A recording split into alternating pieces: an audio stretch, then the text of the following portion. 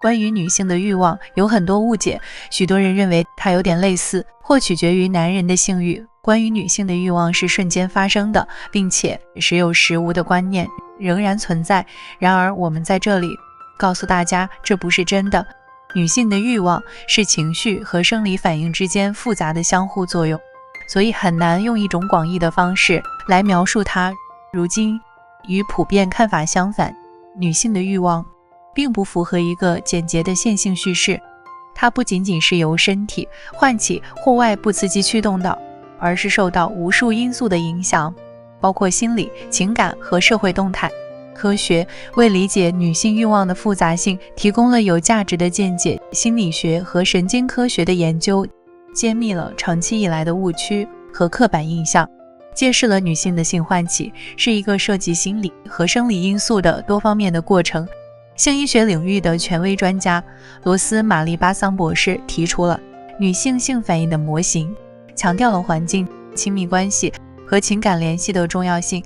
按照巴桑的说法，女性的欲望通常是在一段安全而充实的恋情中出现的，在这种关系中，情感亲密起着核心作用。通过这一点，我们可以断言，女性的欲望是反应性的，不是自发的，她通常会对环境或关系中的线索做出反应。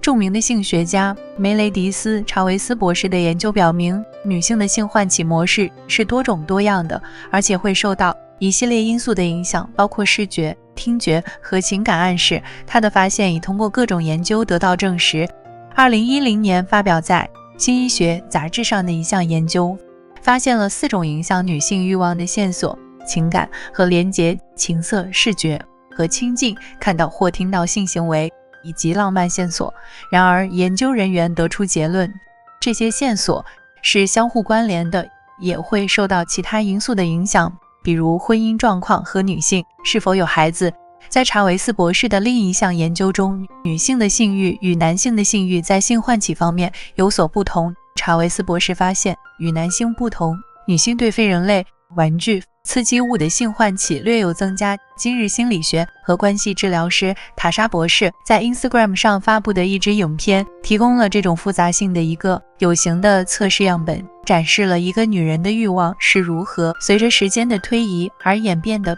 并被她的恋情动态所塑造。随着年龄的增长，女性的性欲会发生巨大的变化。认为女人越老性欲越少是一种误解。发表在现医学上的一篇文章指出，女性的性欲随着年龄的增长而增加，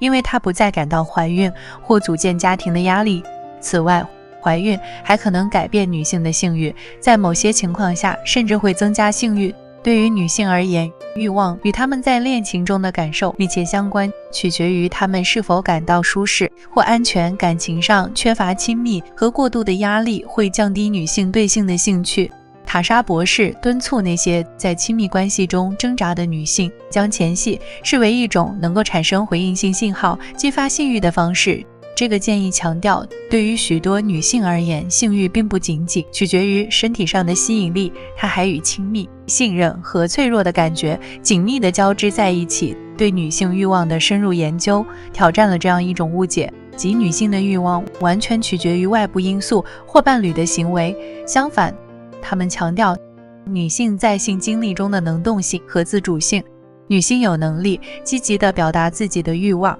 传达自己的需求，并参与创造双方都满意的亲密时刻。